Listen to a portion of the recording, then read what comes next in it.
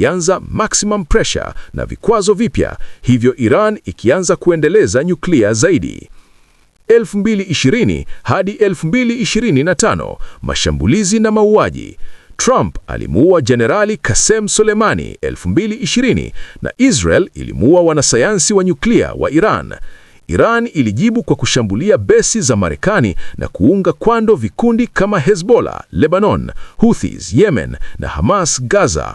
Mnamo 2025, tensions ziliongezeka baada ya mashambulizi ya Hamas dhidi ya Israel, Oktoba 2023 extended, na Iran ikionekana kuwapa silaha.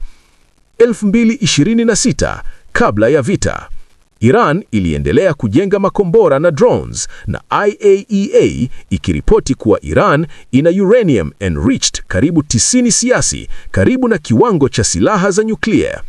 Trump, baada ya kushinda uchaguzi wa 2024, aliongeza shiniko akisema Iran itakuwa next baada ya Gaza.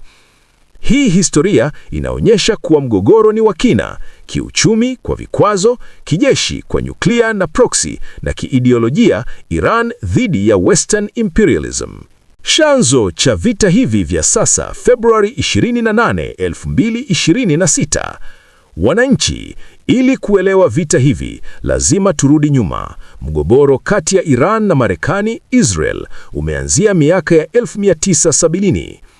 Vita vilianza rasmi Februari 28, 2026, wakati Marekani na Israel zilipoanza mashambulizi makubwa dhidi ya Iran. Zaidi ya 2,000 targets zimepigwa hadi sasa, karibu mara mbili ya shock and awe dhidi ya Iraq mnamo 2003.